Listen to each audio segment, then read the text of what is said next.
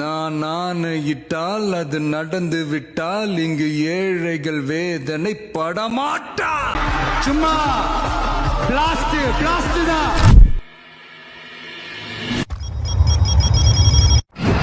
வந்திருக்கிற இடம் சூப்பர், பட்டைய கலப்பலாம். நம்ம யாருன்றது முக்கியம் இல்ல, நம்மளால என்ன முடியும்ன்றதுதான் முக்கியம். அடி தர்ற வலியை விட பயம் தர்ற வலி தான் பெருசு. தலைவன்கிறது நாம தேடி போற விஷயம் இல்ல, நம்ம தேடி வர விஷயம். இந்த முடிவு நான் மட்டும் எடுத்த தனிப்பட்ட முடிவு இல்லைங்க, நாங்க எடுத்த முடிவு. என்னோட கெரியரின் உச்சத்தை எப்படி என்னோட கெரியரின் உச்சத்தை உதறிட்டு, அந்த ஊதியத்தை உதறிட்டு, உங்க விஜயா உங்களை மட்டுமே நம்பி வந்திருக்கேன். என்கிட்ட இருந்து உங்களையும் உங்ககிட்ட இருந்து என்னையும் எந்த சக்தியாலும் பிரிக்கவே முடியாது. சும்மா சினிமாக்காரன் எல்லாரும் கட்சி ஆரம்பிச்சதுக்கு அப்புறம் தான் ஒவ்வொரு வீட்டுக்குள்ளேயும் போறதுக்கு ட்ரை பண்ணுவாங்க. ஒவ்வொரு வீட்டுக்குள்ளேயும் போனதுக்கு அப்புறம் தான் கட்சியாவே ஆரம்பிச்சிருக்கிறோம்.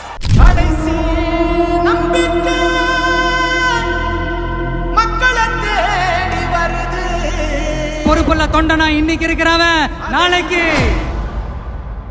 சி ஜோசப் விஜய் எனும் நான்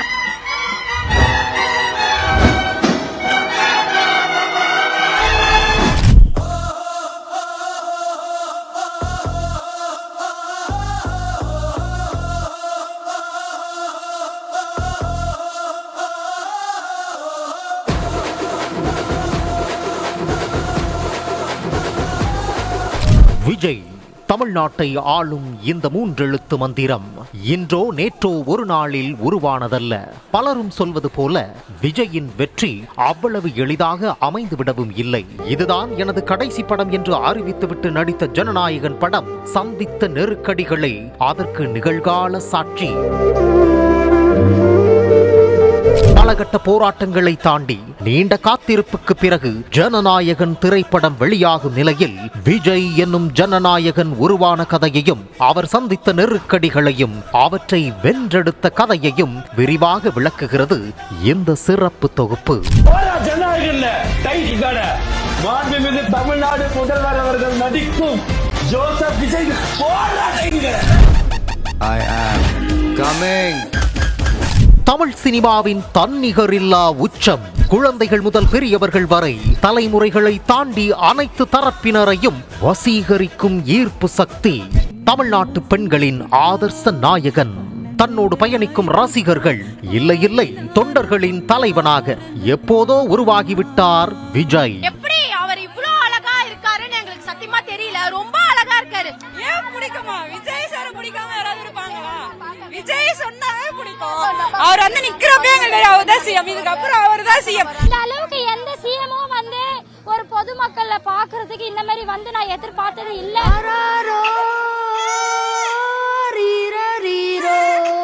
என்ன அண்ணனா தம்பியா நினைக்கிற தமிழ்நாட்டில் இருக்கிற என்னோட எல்லா சகோதரிகளின் குழந்தைகளுக்கும் நான் இன்னைக்கு மட்டும் இல்ல என்னைக்குமே ஒரு தாய் மாமனா தான் இருப்பேன். உனக்குள்ள சொப்பனமே தூங்காம அண்ணன் கூட எப்போதும் கூட இரு, எப்போதும் கூட. தமிழ்நாட்டின் முதல்வராக அவர் மகுடம் சூட்டியிருப்பது அவரது பரிமாணத்தின் அடுத்தபடிதான் என்றால் அது மிகையல்ல. ஆம், ஒரு இயக்குனரின் மகனாக இருந்ததால் சிறு வயது முதலே விஜயகாந்த், ரஜினிகாந்த் ஆகியோரின் படங்களில் குழந்தை நட்சத்திர பாத்திரமாக நடித்திருந்தார் விஜய். ஆனால் மகனை மருத்துவராக்கி பார்க்க வேண்டும் என்பதே சந்திரசேகர் தம்பதியின் விருப்பமாக இருந்தது. எனினும் சிறு வயதில் இருந்தே திரைப்பட ஷூட்டிங், சினிமா சம்பந்தமாகவே பார்த்து வளர்ந்த விஜய் நடிகனாவது என முடிவெடுத்து தனது தந்தையின் இயக்கத்திலேயே நாளைய தீர்ப்பு எனும் படத்தின் மூலம் 1992ஆம் ஆண்டு 18வது வயதில் நாயகனாக அறிமுகமானார். ஆரம்ப காலகட்டத்தில் அவரது தோற்றம் கேலிக்கும் கிண்டலுக்கும் உள்ளாக்கப்பட்டது. தொடர்ந்து தேவா, விஷ்ணு, மாண்புமிகு மாணவன் என்று தந்தையின் இயக்கத்திலும் தயாரிப்பிலும் நடித்திருந்த விஜய், ஜானகி சௌந்தரின் ராஜாவின் பார்வையிலே படத்தில் அஜித்துடன் இணைந்து நடித்தார். சி ரங்கநாதன் இயக்கத்தில் கோயம்புத்தூர் மாப்பிள்ளையாக குசும்பு செய்த விஜய் முதல் வெற்றியை முத்தமிட்டது விக்ரமனின் படைப்பான பூவே உனக்காக படத்தில்தான். ரசிகன் திரைப்படம் வசூல் ரீதியாக வெற்றி படம் என்றாலும் கமர்ஷியல் மசாலாக்கள் எதுவுமின்றி அற்புத காதல் காவியமாக அமைந்த பூவே உனக்காக படம் விஜயின் திசையை மாற்றியமைத்தது. 1996 வெளியான பூவே உனக்காக கொடுத்த வெற்றி ஒரு லீக் என்றால், அடுத்த ஆண்டே வெளியான காதலுக்கு மரியாதையில் அன்றைய இளசுகளை ஒட்டுமொத்தமாக கட்டிப்போட்ட இந்த படம் விஜயை தவிர்க்க முடியாத நாயகனாக மாற்றியது. நடிக்கத் தொடங்கியது முதலே ஆண்டுக்கு 4-5 படங்களில் நடிப்பதை வாடிக்கையாக வைத்திருந்தவர் 2003 வெளியான திருமலை படத்தின் மூலமாகவே திரை தெறிக்கும் ஆக்ஷன் ஹீரோவாக அவதாரம் எடுத்தார். எனினும் அதற்கு முந்தைய படமாக வெளியான புதிய கீதை திரைப்படம் ரிலீஸுக்கு முன்பாக பிரச்சனையை சந்தித்தது. விஜய் கெரியரில் தமிழன் படத்தில் இருந்தே சமூக கருத்துடைய படங்களில் நடிக்க தொடங்கிவிட்டாலும் முதல் பிரச்சனையை எதிர்கொண்ட படம் என்றால் அது புதிய கீதைதான். KP ஜெகன் இயக்கத்தில் உருவான இப்படத்திற்கு கீதை என்றே பெயரிடப்பட்டிருந்தது. ஆனால் அவரது மதத்தை காரணம் காட்டி படத்திற்கு எப்படி கீதை என பெயரிடலாம் என்று இந்து அமைப்பினர் எதிர்ப்பு தெரிவித்தனர். இதனால் படத்தின் பெயர் புதிய கீதை என பெயர் மாற்றம் செய்யப்பட்டது. இதனைத் தொடர்ந்தே 2003 படம் ரிலீஸ் ஆனது. தொடர்ந்து திருமலை, கில்லி, திருப்பாச்சி, போக்கிரி என்று அடுத்தடுத்த பிளாக்பஸ்டர்களை போட்டு அடுத்த கட்டத்திற்கு சென்ற விஜய் ஈழப் போராட்டம் உச்சம் தொட்ட காலகட்டத்தில் அரசியல் ரீதியாகவும் முக்கிய முடிவுகளை எடுத்திருந்தார்.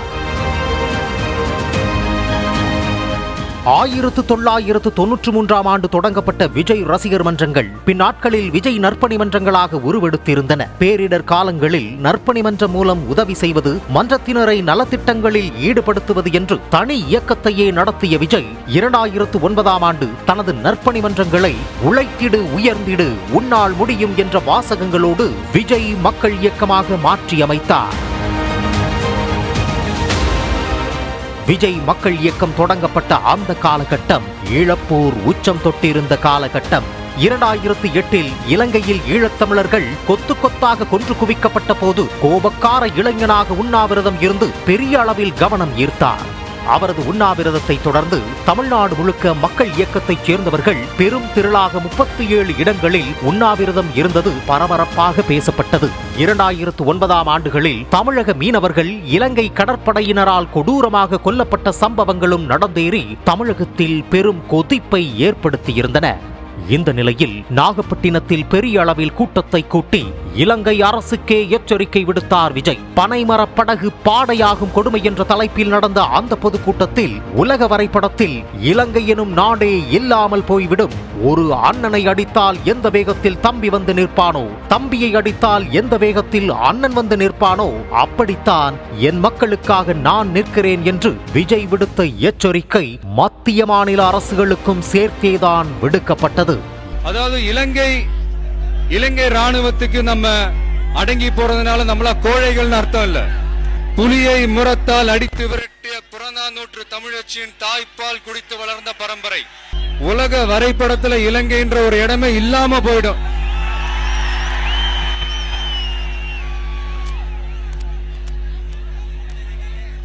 பக்கத்து வீட்டுக்காரனாச்சே எந்த பிரச்சனையும் ஆனான்னு அடங்கி இருக்கும். எங்க பொறுமையை சோதிச்சிடாதீங்க. இந்த காலகட்டத்தில் வில்லு படத்தை தொடர்ந்து 50வது படமாக வெளியான சுறா பெரும் தோல்வியை சந்தித்த நிலையில் அதற்கு பிறகு வெளியான காவலன் திரைப்படம் பல நெருக்கடிகளை எதிர்கொண்டது. படத்தை திரையிட மாட்டோம் என சில திரையரங்க உரிமையாளர்கள் போர்க்கொடி தூக்கிய நிலையில் படம் வெளியாக கூடாது என்று விநியோகஸ்தர் ஒருவரும் வழக்கு தொடர்ந்தார். முந்தைய பட தோல்விகளால் ஏற்பட்ட நஷ்டத்தை ஈடுகட்ட நஷ்ட ஈடு தர கோரிக்கை எழுந்த நிலையில் அதனை விஜய் செய்து கொடுத்ததாக தகவல் வெளியானது. அடிப்படையில் இந்த காலகட்டத்தில் அப்போதைய மாநில அரசான திமுகவோடு விஜய் தரப்பின் உறவு சுமூகமாக இல்லாத நிலையில் பட வெளியீட்டு பிரச்சனைக்கு பின்னணியில் திமுக இருந்ததாகவும் குற்றச்சாட்டு எழுந்தது. தொடர்ந்து நண்பன் என்ற மெகா ஹிட் படத்தை கொடுத்துவிட்டு AR முருகதாஸோடு இணைந்த துப்பாக்கி படமும் பிரச்சனைகளை சந்தித்தது. துப்பாக்கி என்ற டைட்டிலை மாற்ற வேண்டும் என்று கள்ளத்துப்பாக்கி படக்குழு வழக்கு தொடர்ந்து பின்னர் வாபஸ் பெறப்பட்டது. இதனைத் தொடர்ந்து 2012ஆம் ஆண்டு தீபாவளிக்கு படம் வெளியான நிலையில் படத்தில் இஸ்லாமிய சமூகத்தினரை புண்படுத்தும் காட்சிகள் இருப்பதாக இஸ்லாமிய அமைப்புகள் போர்க்கொடி தூக்கின. இஸ்லாமிய அமைப்புகளோடு பேச்சுவார்த்தை நடத்திய பின்னர் சர்ச்சைக்குரிய காட்சிகள் நீக்கப்படும் என அறிவித்தார் படத்தின் இயக்குனர் முருகதாஸ். எனினும் சில சர்ச்சைக்குரிய காட்சிகள் நீக்கப்படவில்லை என அகில இந்திய முஸ்லிம் லீக் கட்சி சார்பில் வழக்கு தொடரப்பட்டது. இஸ்லாமியர்களை தீவிரவாதிகளாக சித்தரிப்பதா என எழுந்த சர்ச்சைகளை தொடர்ந்து சில காட்சிகள் நீக்கப்பட்டு சில வசனங்கள் மியூட் செய்யப்பட்ட பிறகு பிரச்சனை முடிவுக்கு வந்தது. இதனை தொடர்ந்து வெளியான தலைவா படம் சந்தித்த பிரச்சனைதான் பெரும் பிரச்சனை. AL விஜய் இயக்கத்தில் உருவான தலைவா திரைப்படம் விஜயின் அரசியல் விஜயத்திற்கு கட்டியம் கூறும் விதமாக அமைந்த நிலையில் பட டைட்டிலில் இடம்பெற்ற தலைவா டைம் டு லீட் என்ற வாசகத்தால் பிரச்சனை எழுந்தது. 2011ஆம் தேர்தலில் அதிமுக விஜய் தரப்புக்கு இடையே இணக்கமான உறவு இருந்த நிலையில் 2013இல் வந்த தலைவா படமும் விஜயின் அரசியல் எழுச்சியும் ஆளும் அதிமுகவுக்கு எரிச்சலை ஏற்படுத்தியதாக சொல்லப்பட்டது. உலகம் முழுவதும் படம் ரிலீஸ் ஆனாலும் தமிழகத்தில் படம் ரிலீஸ் ஆகவில்லை. பட ரிலீஸுக்கு 2 நாட்களுக்கு முன்னதாக திரையரங்கு உரிமையாளர்களுக்கு வெடிகுண்டு மிரட்டல்கள் விடுக்கப்பட்டதாக செய்திகள் வெளியாகி அதிர்வலைகளை ஏற்படுத்தியது. உலகம் முழுவதும் படம் ரிலீஸ் ஆகிவிட்டதால் தமிழகத்தில் திருட்டு VCD வேகமாக பரவ ஆளும் தரப்போடு பேச்சுவார்த்தை நடத்துவதாக கைகட்டி நின்றபடி வீடியோ வெளியிட்டார் விஜய். இதனைத் தொடர்ந்து டைட்டிலில் இருந்த டைம் டு லீட் வாசகம் நீக்கப்பட்ட நிலையில் தமிழகத்தில் 11 நாட்கள் கழித்து படம் திரையிடப்பட்டது. படம் யாருமே எதிர்பார்க்காத அளவுக்கு ஆதிரி புதிரி ஹிட் அடித்த நிலையில் ரிலீஸ் ஆனதையே வெற்றியாக கொண்டாடி தீர்த்தனர் ரசிகர்கள். அம்மா அவர்கள் தமிழகத்தில் எவ்வளோ நல்ல விஷயங்கள் அவங்க செஞ்சுக்கிட்டு இருக்கிறாங்க. தமிழகத்தையே ஒரு முதல் மாநிலமாக கொண்டு வரணும்னு சொல்லி உழைச்சிக்கிட்டு இருக்கிறாங்க. ஸோ தமிழக மக்களுக்கு இவ்வளோ நல்லது செய்கிற அவங்க இந்த தலைவா பிரச்சனையிலையும் தலையிட்டு இதுக்கு ஒரு நல்ல முடிவு கொடுத்து கூடிய சீக்கிரம் இதை ரிலீஸ் பண்ணுவாங்கன்னு நாங்கள் நம்புகிறோம். இந்த நேரத்தில் தமிழக மக்களுக்கும் என்னுடைய ரசிகர்களுக்கும் ஒரு சின்ன ரிக்வெஸ்ட். கேரளா, ஆந்திரா, ஓவர்சீஸுக்கெலாம் ரிலீஸ் ஆகிடுச்சு. அந்த லாஸ்ட் மினிட்டில் இந்த ப்ராப்ளம் வந்ததுனால எங்களால் அந்த ரிலீஸ் எங்களால் ஸ்டாப் பண்ண முடியல. தொடர்ந்து ஜாலியாக ஜில்லாவை கொடுத்துவிட்டு கத்தி படத்தில் நடித்தார் விஜய். ஜில்லாவில் மோகன்லாலும் நடிப்பதற்கு முன்பாகவே கேரளாவில் தனக்கென பெரிய ரசிகர் பட்டாளத்தை உருவாக்கி வைத்திருந்தார். கேரள சூப்பர் ஸ்டார் நடிகர்களையே மிஞ்சும் அளவுக்கு விஜய்க்கு கேரளத்தில் மிகப்பெரிய ஓப்பனிங் உருவானது. இதை தாண்டி கர்நாடகா, ஆந்திரா என்று தென் மாநிலங்களிலும் விஜயின் செல்வாக்கு விரிவடைந்தன. துப்பாக்கி பட வெற்றிக்கு பிறகு தொடர் வெற்றிகளை பதிவு செய்து பாக்ஸ் ஆபீஸ் கிங்காக மாறிய விஜய் அடுத்தடுத்து செய்த சம்பவங்கள் அனைத்தும் தனி வரலாறு. 2010ஆம் ஆண்டுக்கு பிறகு அவர் நடித்த ஒவ்வொரு படமும் பல நெருக்கடிகளை சந்தித்து ரிலீஸ் ஆனது. பிரச்சனை இல்லாமல் ரிலீஸ் ஆனால் அது விஜய் படமே இல்லை என்ற அளவுக்கு அரசியல் ரீதியாக ஒவ்வொரு படமும் பல பிரச்சனைகளை எதிர்கொண்டது. அதில் முக்கியமான படம்தான் கத்தி. படத்தை தயாரித்த லைகா நிறுவனத்தாலேயே படத்திற்கு பிரச்சனை வந்தது. இலங்கை அதிபர் ராஜபக்சே ஆதரவு பெற்ற தயாரிப்பு நிறுவனம் என்று சர்ச்சை எழ தமிழ் இயக்கங்கள் படத்திற்கு எதிர்ப்பு தெரிவித்தன. தமிழக வாழ்வுரிமை கட்சி தலைவர் வேல்முருகன் உள்ளிட்ட இயக்க தலைவர்கள் கடும் எதிர்வினையாற்றிய நிலையில் நாத்தக்க ஒருங்கிணைப்பாளர் சீமான் விஜய்க்கு ஆதரவு தெரிவித்தார். நிறுவனத்திற்கும் தமிழீழ எதிர்ப்பாளர்களுக்கும் தொடர்பில்லை என கூறிய பின்னரும் சர்ச்சை தொடர்ந்ததால் பட பேனரில் லைகா நிறுவன பெயர் நீக்கப்பட்டு படம் ரிலீஸ் செய்யப்பட்டது. கடைசி நாள் வரை ரிலீஸ் ஆகுமா என்ற குழப்பத்தில் இருந்த படம் திட்டமிட்டபடி ரிலீஸ் ஆகி திரையரங்குகளை ஸ்தம்பிக்க வைத்தது. ஆம், தமிழ் சினிமாவின் முன்னணி நடிகராக ஒட்டுமொத்த சமூகமும் கொண்டாடும் ஆக்ஷன் ஹீரோவாக இருந்து கொண்டு விவசாயிகளின் பிரச்சனைகளை எடுத்து பேசும் கதையில் விஜய் நடித்தது பெரும் கவனம் ஈர்த்தது. ஒரு வரியில் கம்யூனிசம் குறித்து பேசியது, விவசாயிகளின் தண்ணீர் பிரச்சனை, மல்டிநேஷனல் கார்ப்பரேட் நிறுவனங்களின் ஆதிக்கம், 2G விவகாரம் என்று ஏகபோக அரசியல் நெடி கொண்ட படத்தில் துணிச்சலாக நடித்ததற்கு தமிழ் சினிமா ரசிகர்களால் வெகுஜன மக்களால் கொண்டாடப்பட்டார் விஜய். தொடர்ந்து தனது குட்டி குட்டி ரசிகர்களுக்கு ஏற்றது போல் புலி படத்தில் நடித்த விஜய் அந்த படத்தின் மூலம் நெருக்கடியை சந்தித்தார். இந்த முறை நேரடி அரசியல் பிரச்சனை இல்லை என்றாலும் படம் மிக பெரும் பொருட்செலவில் எடுக்கப்பட்டிருந்ததால் ரிலீஸுக்கு முந்தைய நாள் பட தயாரிப்பாளர்கள் மற்றும் படத்தின் நாயகன் விஜய் உள்ளிட்டோர் வீடுகளில் நடத்தப்பட்ட வருமான வரி சோதனைகள் பட வெளியீட்டில் பல குளறுபடிகளை உண்டாக்கியது. இதனால் விநியோகஸ்தர்களுக்கு செட்டில்மெண்ட் தீராததால் சிறப்பு காட்சிகள் ரத்து செய்யப்பட்டு காலை 10:30 மணி மற்றும் மதிய காட்சிகளில் இருந்து படம் திரையிடப்பட்டது. தெரி படத்தில் அமைந்த விஜய் அட்லி கூட்டணி மெர்சல் பிகில் என அடுத்தடுத்த அத்தியாயங்களுக்கு விஜயை நகர்த்தியது. ரசிகன் படத்திலேயே இளைய தளபதியாக அறிமுகமாகிவிட்ட விஜய் 2 தசாப்தங்களுக்கு பிறகு மெர்சலில் தளபதியாக அவதாரம் எடுத்தார். மருத்துவம், கல்வி, GST என்று மத்திய அரசை நோக்கி நேரடியாக கேள்வி எழுப்பிய அந்த படமும் வெளியீட்டுக்கு முன்பு பல நெருக்கடிகளை சந்தித்தது. தேசிய அளவில் பெரும் விவாத பொருளான மெர்சல் திரைப்படம் விஜயின் ஒட்டுமொத்த திரை வாழ்க்கையையே மொத்தமாக மாற்றி போட்டது. ஆம், அதுவரை அனைவருக்கும் விஜயாகவே அறியப்பட்டவரை ஜோசப் விஜய் என்று பாஜக மூத்த தலைவர் H. ராஜா அடையாளப்படுத்தியதும் அதற்கு அவர் பாணியிலேயே ஜீசஸ் சேவ்ஸ் என்று ஜோசப் விஜய் எனும் லெட்டர் பேடில் விஜய் பதிலடி கொடுத்ததும் சினிமாவையே மிஞ்சும் சம்பவங்களாக மாறின. மெர்சல் படத்திற்கு விலங்குகள் நல ஆணையத்திடம் தடையில்லா சான்று கிடைப்பதில் தொடங்கி கடைசி நாள் வரை தணிக்கை சான்று கிடைக்காதது வரை பல நெருக்கடிகளை சந்தித்தது. தேசிய அளவில் விவாத பொருளான படத்திற்கு காங்கிரஸ் மூத்த தலைவர் ராகுல் காந்தி உள்ளிட்ட முக்கிய தலைவர்கள் குரல் கொடுத்தனர். இதனைத் தொடர்ந்து பட வெளியீட்டுக்கு கடைசி 24 மணி நேரத்திற்கு முன்னதாக தணிக்கை சான்று கிடைத்ததில் திட்டமிட்டபடி ரிலீஸ் ஆனது. தனக்கு எழும் எதிர்ப்புகளையும் விமர்சனங்களையும் விழுங்கி செறித்து மாபெரும் ஆளுமையாக உருவெடுத்த விஜய் மெர்சல் படத்திற்கு பிறகு ஹிந்தி பெல்ட்டிலும் கோலோச்சினார். பேன் இந்தியா ஸ்டாராக மாறிப்போனவரின் பாக்ஸ் ஆபீஸ் சம்பவங்கள் தென்னிந்தியாவை தாண்டி விரிவடைந்தன. 2016 to 2018 இடையிலான காலகட்டம் விஜயின் சினிமா மற்றும் அரசியல் வாழ்வில் மிக முக்கியமான காலகட்டங்களாக கவனிக்கப்படும். ஆம், 2016இல் மத்திய அரசு கொண்டு வந்த பண மதிப்பிழப்பு நடவடிக்கையை நேரடியாக விமர்சித்த விஜய் 2017 ஜல்லிக்கட்டு போராட்டத்தின் போது முகத்தை மறைத்துக் கொண்டு போராட்ட களத்தில் பங்கேற்றும் பீட்டா அமைப்புகளுக்கு எதிராக வீடியோ வெளியிட்டு ஜல்லிக்கட்டு ஆதரவு தெரிவித்ததும் அன்றைய நாட்களில் தலைப்புச் செய்திகளாகின. நீட் தேர்வால் உயிரை மாய்த்துக் கொண்ட அரியலூர் மாணவி அனிதாவின் வீட்டிற்கு நேரில் சென்று அவர்களுக்கு ஆறுதல் கூறிய விஜய் தூத்துக்குடி துப்பாக்கிச் சூட்டின் போது யாருக்கும் தெரியாமல் நள்ளிரவில் உயிரிழந்தோரின் வீடுகளுக்கு நேரில் சென்று ஆறுதல் கூறி நிதி உதவி வழங்கினார். சரியாக கடந்த 10 ஆண்டுகளுக்கு முன்பு மக்கள் நலன் சார்ந்த பிரச்சனைகளில் விஜய் எடுத்த ஒவ்வொரு முடிவும் மக்கள் பக்கமே இருந்தது. அவர் எடுத்த நிலைப்பாடுகள் ஒரு சினிமா நடிகன் என்பதை தாண்டி சமூக பொறுப்பு கொண்ட நாயகனாக அடையாளப்படுத்தி இருந்தது. ஜல்லிக்கட்டு தொடங்கி அனிதா மரணம், தூத்துக்குடி துப்பாக்கிச்சூடு, பண மதிப்பிழப்பு என்று அத்தனை பிரச்சனைகளிலும் மக்கள் பக்கமே நின்று குரல் கொடுத்திருந்தார் விஜய். இதே வேகத்தில் மீண்டும் முருகதாசுடன் கூட்டணி அமைத்த சர்க்கார் திரைப்படம் பல சர்ச்சைகளை கிளப்பியது. இலவசங்களை விமர்சித்தது, ஜெயலலிதாவின் இயற்பெயரான கோமலவள்ளியை படத்தின் கதாபாத்திரத்திற்கு வைத்தது என்று பல்வேறு காரணங்களால் அதிமுக அரசியலால் கடுமையாக எதிர்க்கப்பட்ட இந்த படம் அரசியல் பூதாகரத்தை கிளப்ப விஜயின் பேனர்கள் கிழிக்கப்பட்டன. ரசிகர்கள் அடித்து விரட்டப்பட்டனர். விஜய்க்கும் விஜய் ரசிகர்களுக்கும் கடினமான காலகட்டமாக பார்க்கப்பட்டாலும் உண்மையில் சர்க்கார் விஜயின் அரசியல் வருகைக்கு ட்ரெய்லராகவே அமைந்தது. இதற்கிடையே 2017ஆம் ஆண்டுக்கு பிறகு தனது திரைப்பட இசை வெளியீட்டு விழாக்களை அரசியல் மேடைகளாக மாற்றியமைத்து அரசியல் குட்டி ஸ்டோரிகளை சொல்லி ஆளும் கட்சியை ஆதரவும் வைத்தார்.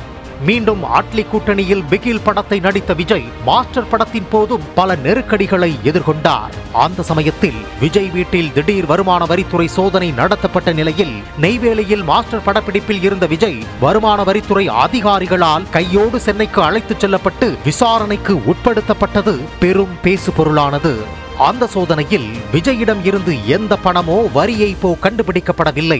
அப்போது சோதனை முடிந்து மீண்டும் ஷூட்டிங்கிற்கு திரும்பிய விஜய்க்கு தாங்கள் யார் என்ற பலத்தை நேரடியாக காட்டினர் அவரது ரசிகர்கள்.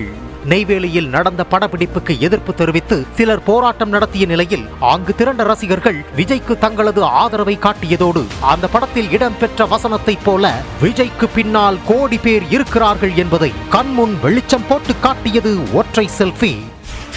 என்ன பிடிச்சவளோ கோடி பேர் காட்ட வெளியில.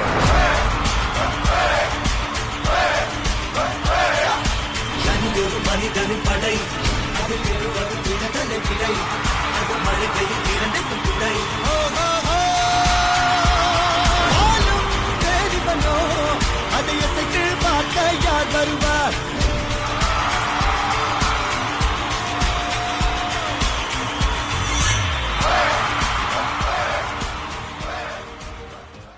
படப்பிடிப்பு தளத்திற்கு வெளியே நின்றிருந்த ரசிகர்களை வேன் மீது ஏறி சந்தித்து செல்ஃபி எடுத்துக் கொண்ட விஜய் தான் யார், தனது செல்வாக்கு என்ன என்பதை ஒற்றை ட்வீட்டில் காட்டியிருந்தார். இதற்கிடையே கொரோனா ஊரடங்கு வந்ததால் இழப்பு ஏற்பட்டாலும் பரவாயில்லை, காத்திருந்து ஊரடங்கு தளர்வுக்கு பிறகு படத்தை வெளியிட்டார் விஜய். கொரோனாவுக்கு பிறகு திரையரங்கு வணிகத்துக்கு உயிர் கொடுத்த படமாகவும் அமைந்தது மாஸ்டர். அடுத்ததாக பெரும் எதிர்பார்ப்புக்கு மத்தியில் வெளியான பீஸ்ட் திரைப்படத்துக்கு குவைத் மற்றும் கத்தார் நாடுகளில் தடை விதிக்கப்பட்டது. இஸ்லாமியர்களை தீவிரவாதிகளாக சித்தரிப்பதாக கூறி இஸ்லாமிய அமைப்புகள் எதிர்ப்பு தெரிவித்த நிலையில் பாமக உள்ளிட்ட கட்சிகளும் எதிர்ப்பு தெரிவித்தன. விஜயின் அழகிய தமிழ் மகன் படத்தில் இருந்தே அவரது பல்வேறு படங்களில் சிகரெட் பிடிக்கும் காட்சிகளுக்கு பாமக சார்பில் கடுமையான எதிர்வினைகள் ஆற்றப்பட்டது. துப்பாக்கி, சர்க்கார் போன்ற படங்களில் விஜய் புகைப்பிடிப்பது போன்று இடம்பெற்ற காட்சிகளுக்கு பாமக கடுமையாக எதிர்வினையாற்றி வந்தது. வாரிசு, லியோ உள்ளிட்ட திரைப்படங்கள் அரசியல் ரீதியாக நெருக்கடிகளை சந்திக்காவிட்டாலும் லியோ இசை வெளியீட்டு விழா ஏற்பாடுகள் தொடங்கி அது பாதியில் நின்றதற்கு பின்னணியில் அரசியல் காரணிகள் இருப்பதாக சொல்லப்பட்டது. கட்சி தொடங்குவதாக அறிவித்த பிறகு 2024ஆம் ஆண்டு வெளியான கோட் திரைப்படம் வசூல் ரீதியாகவும் சக்கை போடு போட்டது. ஆம், சுமார் 450 கோடிக்கு மேல் வசூலை வாரி குவித்தது கோட் திரைப்படம். படத்தில் இடம்பெற்ற விசில் போடு பாடல் அரசியல் ரீதியான வரிகளோடு திரையரங்கில் அதகலம் செய்ய பின்னாளில் அவருக்கு கிடைத்த விசில் சின்னம் கோட் பட பாடலோடு ஒப்பிட்டு பெரிய அளவில் பேசப்பட்டது. துப்பாக்கி படத்தில் தொடங்கிய 100+ கோடி ரூபாய் வசூல் வேட்டை 2017ஆம் ஆண்டு வெளியான மெர்சலில் 300 கோடி, 2019இல் வெளியான பிகிலில் 300+ கோடி என அடுத்தடுத்த லீகிற்கு சென்றது. தமிழ் திரையுலகில் யாருமே நெருங்க முடியாத பாக்ஸ் ஆபீஸ் ரெக்கார்டுகளை செட் செய்த விஜய் இந்திய அளவில் அதிக சம்பளம் வாங்கும் பேன் இந்தியா நட்சத்திரமாகவும் மாறினார். அவரது கோட் படத்திற்கு 200 கோடியும் ஜனநாயகன் படத்திற்கு 275 கோடியும் சம்பளமாக வழங்கப்பட்டது. 2023இல் வெளியான லியோ திரைப்பட வசூல் தனது திரை வாழ்விலேயே ஆல் டைம் ரெக்கார்டாக 630 கோடி வசூலை கடந்தது. இந்த நிலையில்தான் ஒன் லாஸ்ட் டைம் என துவக்கத்தில் இருந்தே கடைசி படம் என்று அறிவிக்கப்பட்ட ஜனநாயகன் தணிக்கை பிரச்சனையில் சிக்கி முடங்கியது ஒட்டுமொத்த ரசிகர்களையும் உலுக்கித்தான் போட்டது. ஆம், படம் இந்த ஆண்டு பொங்கலை முன்னிட்டு ஜனவரி 9ஆம் தேதி ரிலீஸ் ஆகும் என அறிவிக்கப்பட்டு அனைத்து பணிகளும் நடந்து வந்தன. ரிலீஸுக்கு சில நாட்கள் முன்பு வரை தணிக்கை சான்று கிடைக்காததால் தடுமாறிய படக்குழு சென்னை உயர்நீதிமன்றத்தை நாடியது. சட்ட போராட்டத்தில் படத்தை ரிலீஸ் செய்யலாம், தணிக்கை சான்று வழங்குங்கள் என்று சென்னை உயர்நீதிமன்றம் உத்தரவிட்ட நிலையில் உடனடியாக உச்சநீதிமன்றத்தை நாடியது சென்சார் வாரியம். இதனால் ரிலீஸுக்கு 2 நாள் முன்னதாக பட ரிலீஸ் தள்ளிப்போவதை அறிவித்த படக்குழு உச்சநீதிமன்றத்திலும் சட்ட போராட்டத்தை நடத்திய நிலையில் சென்சார் வாரியத்திடமே பேசிக் கொள்ளுவதென வழக்கையும் வாபஸ் பெற்றது. அடிப்படையில் டிசம்பர் இறுதி வாரத்திலேயே படத்திற்கு UA சான்று வழங்க சென்சார் இசைவு தெரிவித்து விட்டதாகவும், ஆனால் ஏதோ காரணங்களால் தாமதப்படுத்தியதாகவும் ஹாலிவுட் வட்டாரத்தில் பேசப்பட்டது. இந்த சென்சார் பிரச்சனையில் மத பிரச்சனையை ஏற்படுத்தும் விதமாக படத்தின் ஒரு காட்சி இருந்ததாக சென்சார் குழு உறுப்பினரே புகார் கொடுத்ததும், படம் பார்த்த குழுவில் புகார் கொடுத்த அந்த நபர் இல்லாததும் என விவாதங்களை கிளப்பிய நிலையில் தேர்தல் நெருங்கி வந்த காரணத்தால் ரிலீஸ் மேலும் தள்ளி போனது. இதற்கிடையே ஏப்ரல் 9ஆம் தேதி முழு படமும் திடீரென இணையத்தில் கசிந்தது படக்குழுவை தாண்டி ஒட்டுமொத்த திரையுலகத்தையே உலுக்கி போட்டது. படத்தின் எடிட் ஸ்டுடியோவில் அத்துமீறி நுழைந்த நபர்கள் படத்தை திருடி வெளியிட்டதாக கைது செய்யப்பட்டனர். தனது தலைவனின் கடைசி படத்தை திரையில் பார்த்து கொண்டாடி தீர்க்க வேண்டும் என காத்திருந்த ரசிகர்களுக்கு படத்தின் சட்டவிரோத லீக் பேரிடியாக விழுந்தது. கட்சி தொடங்கி தேர்தலை எதிர்கொண்ட நேரத்தில் கடைசி படம் அரசியல் ரீதியாகவும் பெரும் தாக்கத்தை ஏற்படுத்தும் என்று எதிர்பார்க்கப்பட்டது. ஆனால் பட ரிலீஸ் முடங்கி போன நிலையிலும் அது பற்றி பெரிதாக அலட்டிக் கொள்ளாமல் சட்டமன்ற தேர்தலை தனி கட்சியாக நின்று எதிர்கொண்ட விஜய் தேர்தலில் தனி பெரும் கட்சியாக சுமார் 35% வாக்குகளையும் பெற்று ஆட்சியையும் பிடித்தார். This is a new beginning. Joseph Vijay எனும் நான், என் ஆனந்த் எனும் நான், ஆதவ் அர்ஜுனா என்னும் நான், KG அருண்ராஜ் எனும் நான், KS செங்கோட்டையன் எனும் நான், P வெங்கடரமணன் என்னும் நான், R நிர்மல்குமார் என்னும் நான், ராஜ் மோகன் என்னும் நான், TK பிரபு என்னும் நான், கீர்த்தனா என்னும் நான், தமிழ்நாட்டு அரசின் முதலமைச்சர் என்ற முறையில் உங்கள ஒருத்த மாதிரிதான், உங்க குடும்பத்துல ஒருத்த மாதிரிதான், உங்க புள்ள மாதிரிதான், உங்க மகன் மாதிரிதான், உங்க அண்ணன் மாதிரிதான், உங்க தம்பி மாதிரிதான். நீ வா விஜய், நாங்களா இருக்கோம், பாத்துக்கிறோம். விஜய் தம்பி நீ வா, நாங்க இருக்கோம். விஜி தம்பி நீ வா, நாங்க இருக்கோம். அண்ணா நீ வாடா, நாங்களா இருக்கோம். நண்பா நீ வா நண்பா, நாங்களா இருக்கோம்னு சொல்லி இன்னைக்கு சி ஜோசப் விஜய் எனும் நான்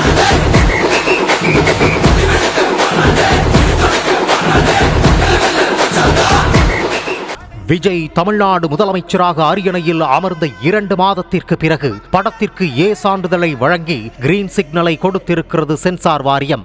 இந்த நிலையில்தான் பட ரிலீஸுக்கு ஆயத்தமாகி இருக்கும் படக்குழு மாண்புமிகு தமிழ்நாடு முதலமைச்சர் ச ஜோசப் விஜய் நடித்த ஜனநாயகன் என்ற டைட்டில் கார்டோடு ரிலீஸ் செய்ய திட்டமிட்டுள்ளது. தேர்தலுக்கு முன்பு ரிலீஸ் ஆனால் தளபதி விஜய் என்ற டைட்டில் கார்டு வரும், தேர்தலுக்கு பின்பு வெளியானால் முதலமைச்சர் விஜய் என்ற டைட்டில் கார்டு வரும் என்று ரசிகர்கள் சொன்னது போலவே முதலமைச்சர் டைட்டில் கார்டோடு படம் ரிலீஸ் ஆகிறது.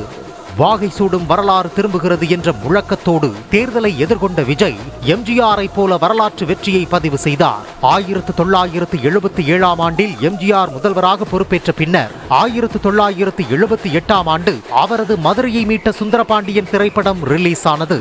வரலாறு மீண்டும் திரும்பியது என்று சொல்லும் வகையில் விஜயும் முதலமைச்சராக பதவியேற்ற பிறகு கடைசி படமான ஜனநாயகன் திரையில் ரிலீஸ் ஆவது ஒட்டுமொத்த தொண்டர் படைக்கும் உற்சாகத்தை ஏற்படுத்தியுள்ளது. ஆலமரமாக ஆண்ட கட்சிகளாக இருந்து இப்போது எதிர்க்கட்சி வரிசையில் இருக்கும் திமுகவும் அதிமுகவும் சினிமா மோகத்தில் விஜய் ஆட்சிக்கு வந்ததாக விமர்சித்து வருகின்றனர். ஆனால் அரசியல் ரீதியாக 2000ஆம் ஆண்டுகளின் தொடக்கத்தில் இருந்தே விஜய் எடுத்த முக்கிய முடிவுகளும் அவர் தேர்ந்தெடுத்த கதைகளும் படத்தில் பேசிய அரசியலும் அதனால் அவர் எதிர்கொண்ட பிரச்சனைகளும் படங்களில் நடித்துக் கொண்டே மக்கள் நலன் சார்ந்த பிரச்சனைகளில் மக்களோடு நின்றதும் என துவக்கத்தில் இருந்தே தமிழ்நாட்டு மக்களின் மனங்களில் சத்தமில்லாமல் அரசியல் சக்தியாக உருவாகி வந்தார்.